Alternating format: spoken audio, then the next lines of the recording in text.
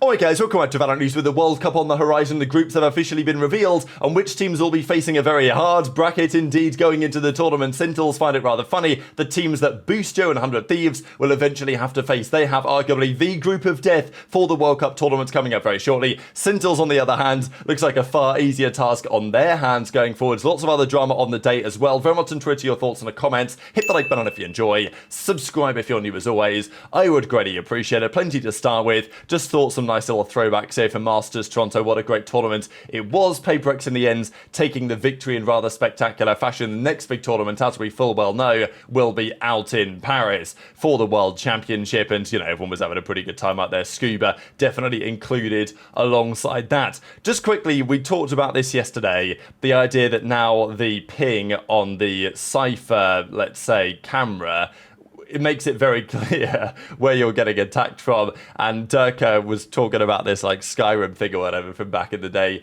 thinking it was rather funny. And people were saying, look, please, Durka, don't give them any ideas in terms of what they could potentially do next. But it is a talking point, right? Because, you know, players don't like the chaos, but equally they would like some sort of a skill gap. So, you know, obviously the players have their opinions on the trajectory that a game is currently going in, the new maps that are being introduced, also all the new agents that we're getting quite a lot of the time as well here. This one was from Zekken, pretty interesting, a little Sova Dart spot that you can run on the sunset, as he says, post-nerf. So, you know, absolutely spectacular one. And he's got another one here as well if you guys want to play around with this. So, you know, Zekken obviously putting in the work here on sunset, revealing all the secrets to everyone involved. Hits a little bounce and then maybe a couple more, and then he can absolutely nail it, dunk it straight in the hoop. There you go. So yeah, what a dart that is. If Sentinels pull out this type of stuff going into the World Cup, it's difficult to imagine that anyone is going to be top of them. But yeah, we know that Corrode is now pretty much arriving as well. There are some elements of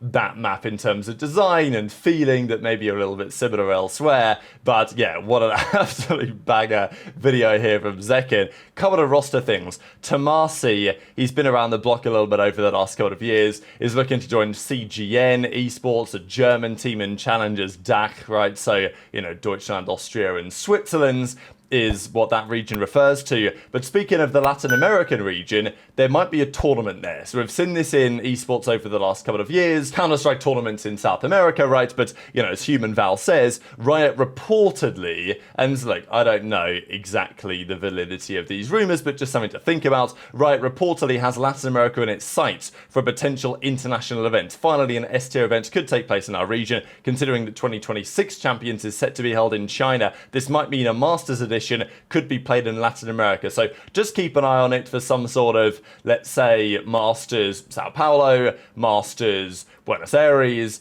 or, you know, Masters Rio de Janeiro, or whatever, right? We might get something like that next year as a realistic possibility, I would say, for the next tournaments that we have not yet officially had confirmed yet. Just quickly from Itsu here, because, well, Itsu and T1, they're running a boot camp, right, in Germany. They've got a few things going on T1. It was noted, though, that I think Sylvan yesterday was actually streaming while this was posted. So there's a feeling that he's probably not going with T1, and it looks like changes are potentially getting made to that roster, the One Masters Bangkok. Stay tuned for that over the coming days. We'll talk about it more if anything happens on that front. This is Jinggg, and a pretty remarkable assessment. Maybe a little concerning, but also pretty impressive, I guess. He says, I'm finally in Singapore. I've got maybe 5 to 7 days break before practicing again and flying off to Riyadh for the World Cup. My sleep time is so bad now, I'm not sure what time I'll sleep and wake up. I just slept the whole flight and have to wake up tomorrow morning to check my wrist because it has been injured since I landed in Toronto, but we somehow still won. I'll probably stream tomorrow in the afternoon or the evening, depending to like how long it takes to check my wrist and if I need to do any scans or anything. So that's very interesting, right? Like if he's having wrist issues, it's concerning. Like first of all, it's like, wow, Jinggg just won Masters Toronto with an injured wrist. Like that is impressive to say the least. But also, you know, lots of players in various esports have had difficulties with their wrist over the last few years, and it's always difficult to see. You know, lots of, in regular sports, the athletes take very good care of their bodies and they have physiotherapists and they have all the best stuff to make sure it happens. In esports, it's kind of more laissez-faire. It's like, well, you know, you just hop on and play the game. But we know full well that wrist stretches and all this type of stuff can massively help. So, you know, if Jingg's suffering with anything like that, I'm sure that it can be managed / resolved / improved over time, with any luck anyway. But just something to keep in mind anyway, that Jinggg won the tournament at not full capacity, it seems, which is maybe pretty concerning for the rest of the competition, but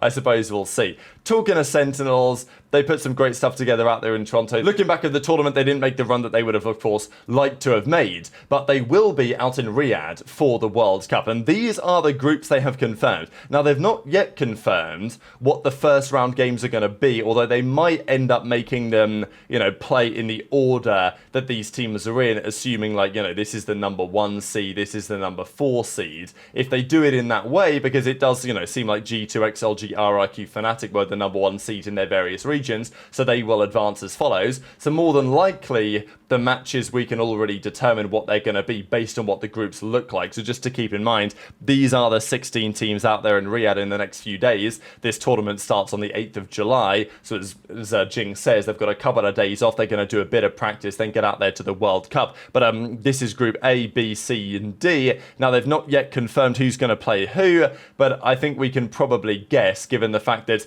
G2, XLG, RRQ, and Fnatic are clearly considered here the number 1 seeds, so presumably, the number 4 seed is considered to be on the right-hand side, in which case, it would be Fnatic 100T round 1. We will see, but let's get into that, and let's get into what these groups actually are, because these are pretty stacked groups, but maybe not totally fair groups, depending on your perspective. So G2, Bilibili Gaming, PaperX, and KC. That is Group A. Now, as I say, to keep in mind, when we look at the format here, it's a GSL-style group. You play 2 matches, or you potentially play 3 matches, but you effectively have to win 2 before you lose 2.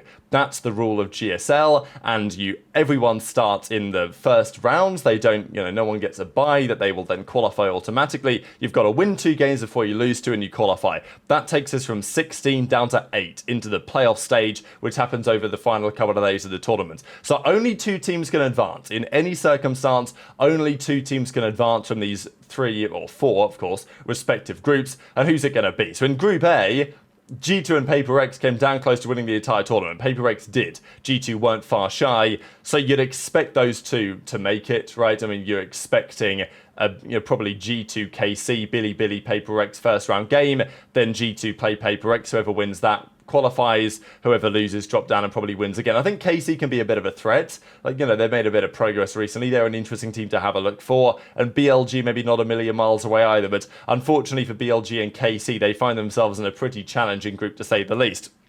The most straightforward group in many respects you would expect to be Group B. But, is that really true? Who knows? Just because XLG here, the number 1 seed that they were given, is the Chinese number 1 seed, who were not good in Toronto. Sentinels, of course, beat them there. They ran through all the Chinese teams that event.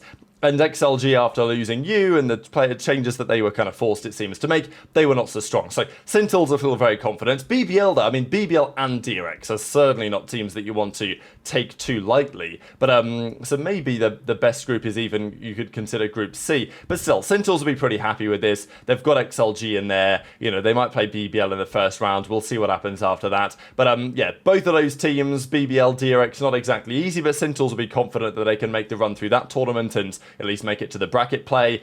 Group C, as I say, with TEC qualifying, Titan Esports Club and RRQ not looking quite as good as maybe it was the Teho meta with RRQ or whatever, but they turned up to Toronto and didn't really deliver. So I think NRG will actually be pretty confident here. They might be able to do some damage in this group, and Team Heretics, I think it's the perfect opportunity for them to bounce back as well. So Group C is kind of nice on some level, depends on your perspective, but Group D is chaos, right? This is chaos. You've got Fnatic, the second place team of the most recent tournament. You've got Gen.G, who didn't quite make the run they would have liked to, but are still very strong. They were really good at the start of the tournament as well, as we full well know, eventually falling shy in bracket play, but it was not easy. They could have made the run. And then Edward Gaming, they weren't there in Toronto, but they're the reigning world champions, right? And they've just made a recent change, it seems, bringing in ZJC or whatever Alphabet Band's name is now, to round out their team. So, 100T, they find themselves in this group, and, kind of undoubtedly, you'd have to consider this one pretty much to be the group of death, right? 100T are plunged straight into a group with Gen.G, Fnatic, and then the reigning world champions. Now, look, 100T I'd love to see them do something here, right? Like, because they've not really been on any of these international stages in some time. They've been showing some good promise recently, but whether they're good enough to execute, and, you know, they're going to have to win 2 matches against 3 of these teams in order to qualify. It's not going to be easy, right, to say the very least. And there's obviously been some reaction. The Sentinels account says, Sen qualified and we're going to Riyadh.